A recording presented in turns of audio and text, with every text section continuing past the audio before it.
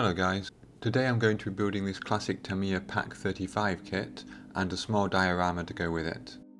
This kit is originally from 1974 and you can see on the box art here the classic Tamiya kits, the 6-pounder, the Flak 88 and the SES Jeep in that kind of classic Tamiya style. It's a pretty small and simple kit with 4 figures, and it offers you the ability to either have the gun wheeled or attached to the back of a half-track. Inside the box there are only 2 sprues, one for the weapon itself and one for the crew.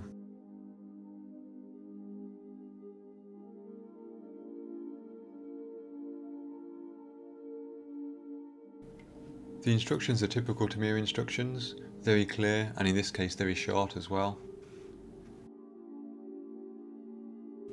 It has colour names rather than colour codes, which is quite common for the older kits, and of course photos of the completed models, which is another characteristic of older kits.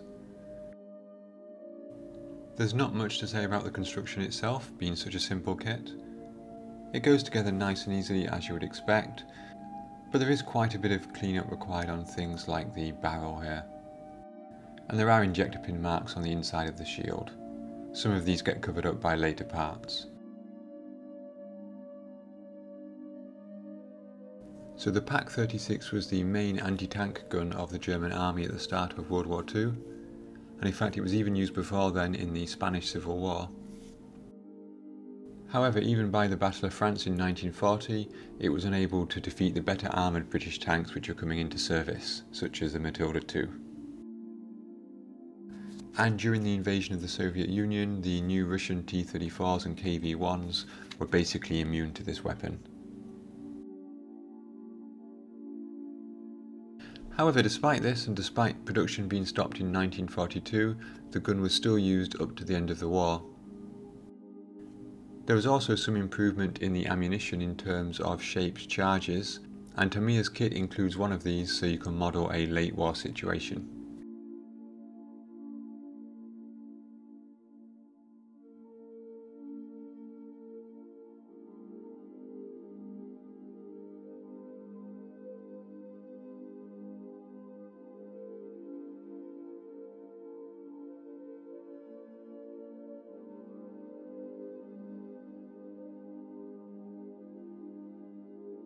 The figures in this kit are quite typical of older Tamiya figures in that they are a little bit sort of chunky, a little bit fat, almost a bit overscale, and they have quite large, quite prominent seam marks in them as well. But if you clean them up they still look pretty decent. The painting of the PaK 36 was limited to some XF63 German grey, and then quite a thick wash of some brown oil paint thinned with odourless thinners.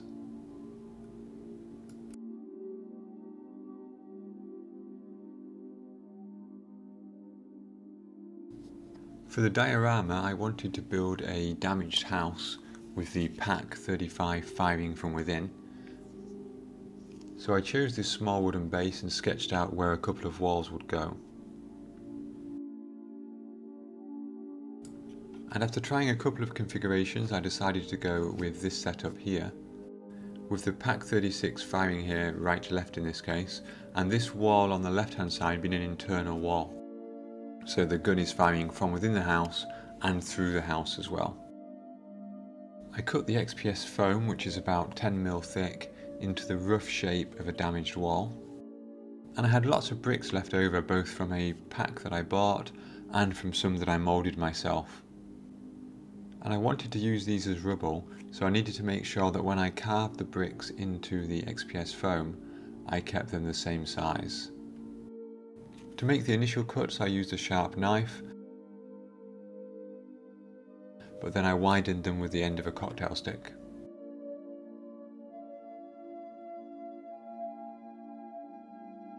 I only did the brick pattern on the very edge of the wall because my intention was to cover the rest of the wall with plaster.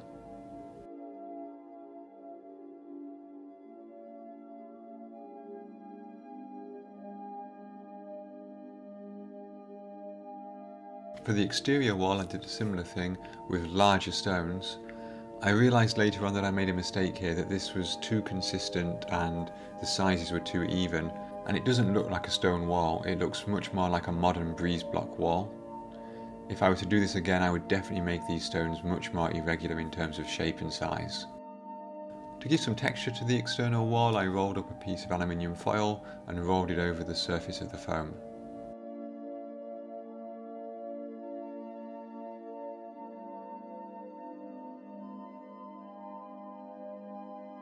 To simulate plaster on the inside of the walls, I used some modelling paste, spread as thinly as I could get it, and once it was dry, I sanded that down to make it even thinner.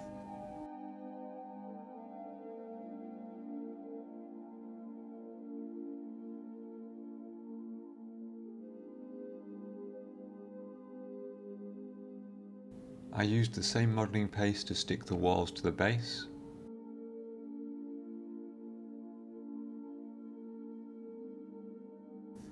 And then I put even more modelling paste on the ground, into which I could stick the first part of the floor.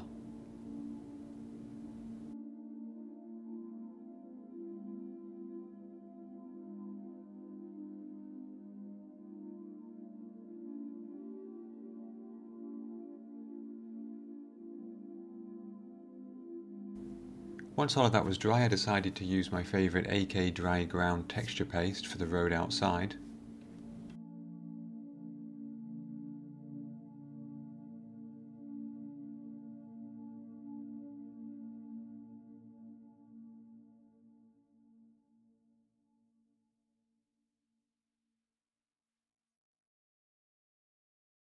Before I put the floorboards in place, I painted all of the underfloor area. And I used some cheap black acrylic paint to do that, and I just slapped it on. None of this will be seen, but if it was left white it probably would stand out. And then some more wooden sticks were cut to length and superglued into place to form floorboards.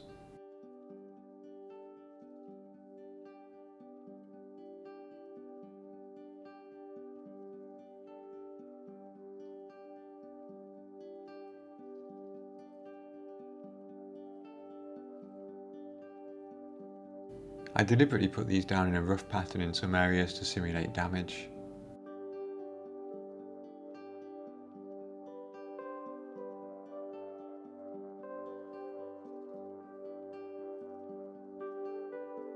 And this is how the PaK will fit into the final diorama.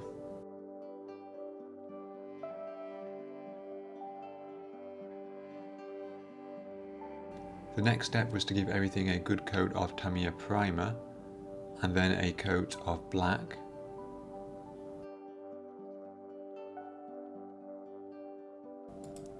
And then I gave the floorboards a few light coats of different colour browns. We've got some flat earth in there, we've got some wooden deck tan in there, we've got some buff in there, and a little bit of red brown in there as well. Very light coats, just trying to break up the uniformity of the floorboards. And you can also see I gave the interior wall a coat of green. Then it was time to hand paint the bricks. This initial colour was PaK Primer Red.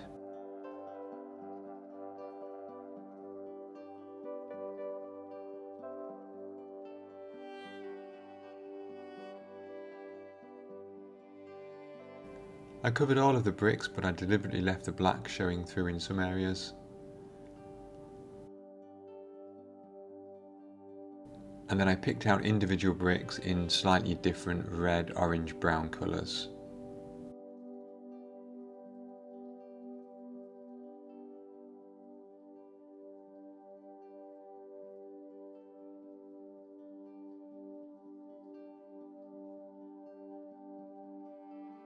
I was definitely struggling with the exterior wall at this point, and my attempt at stone colours doesn't look very stone-like at all.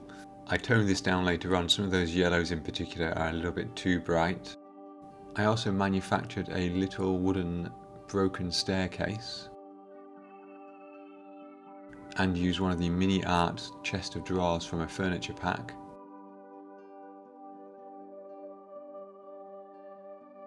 And there were several configurations I could go for here of the stairs and the drawers. In the end I decided on this one.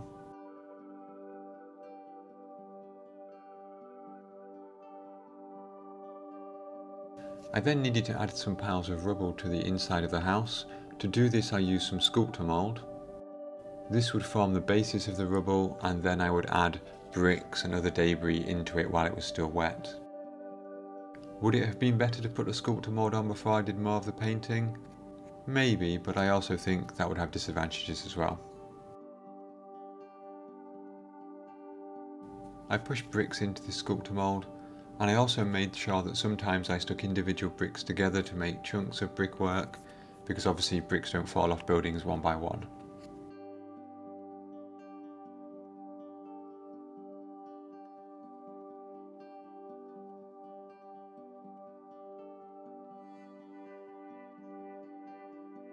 And you can see here I've used quite a few of my plaster bricks. The advantage of those plaster bricks is that you can break them and damage the edges much more easily than the pre-made bricks.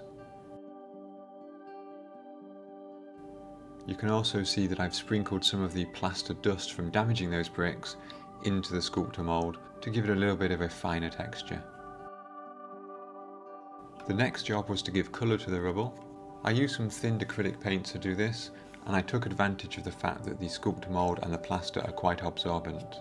So black was the base colour I gave to make sure that there was just nothing showing through of the underlying red or the underlying plaster. And then I used some more heavily thinned paints. I used a couple of greys, applying these like a thick wash really. And then, just like I did for the wall itself, I picked out individual bricks in reds, browns and oranges.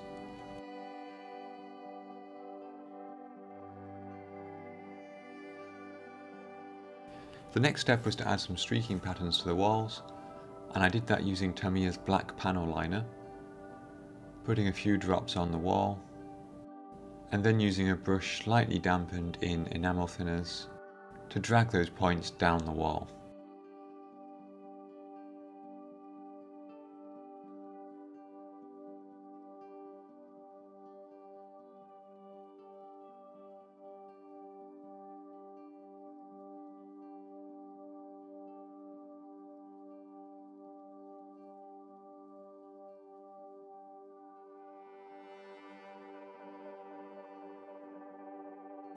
For the darker green wall, I covered it in slightly thinned AK streaking grime. And once that had dried for a while, I removed it with some tissue slightly dampened with enamel thinner. Because of the absorbent nature of the plaster, it does really filter the colours quite a lot, but I still think it gives the effect I was after. At this stage I still wasn't really happy with the rubble piles. They didn't really have enough texture on them. So I took some plaster leftovers which I had from a while ago, and I tried to break them up a little bit more to make them smaller. And I added them in a container with some thinned enamel paints. Again, some red and brown brick style colours. The reason I took this approach is because these particles are way too small to paint by hand once they're on the diorama.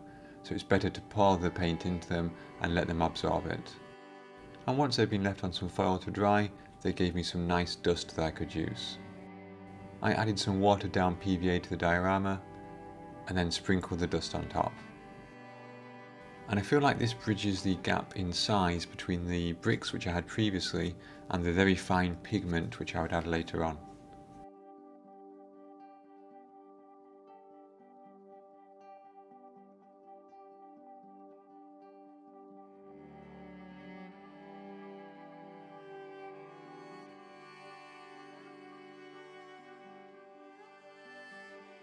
And at this stage I felt the diorama was nicely taking shape, and it was time to add some brick dust pigments. You can see in the background there I've added a little picture frame that's fallen off the wall. That was printed out on a regular office printer, and the frame was made from some very fine pieces of balsa wood. The pigment was spread on top of most surfaces. I'm not using anything to fix it here. I'm relying on the rough texture to hold onto the pigment particles.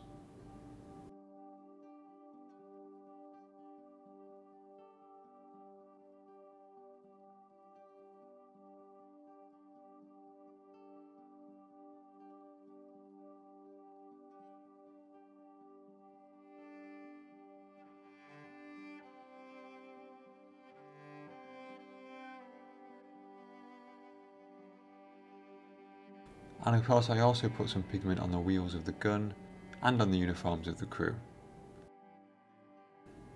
I haven't shown you how I painted the crew because, to be honest, my figure painting is not that good. There are many better tutorials out there.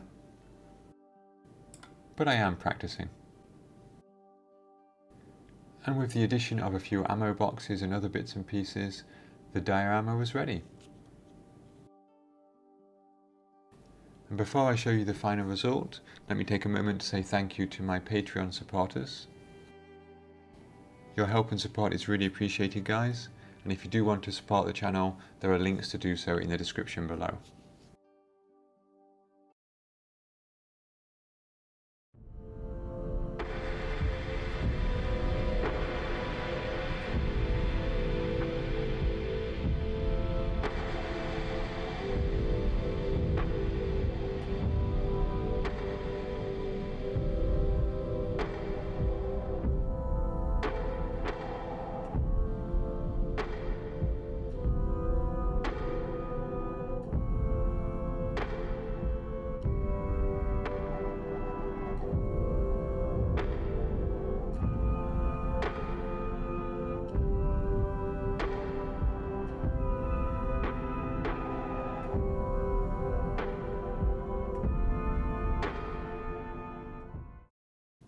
Okay, so there was my small PaK 36 diorama. I'm really pleased with the way it turned out overall, particularly the interior of the building. If there was one thing that I would improve, it would definitely be that exterior wall and the stone surface, which doesn't quite look right. I did consider covering it in leaves or ivy or something similar, but in the end I thought I'll just notch this one up to experience and I will make a better stone wall next time.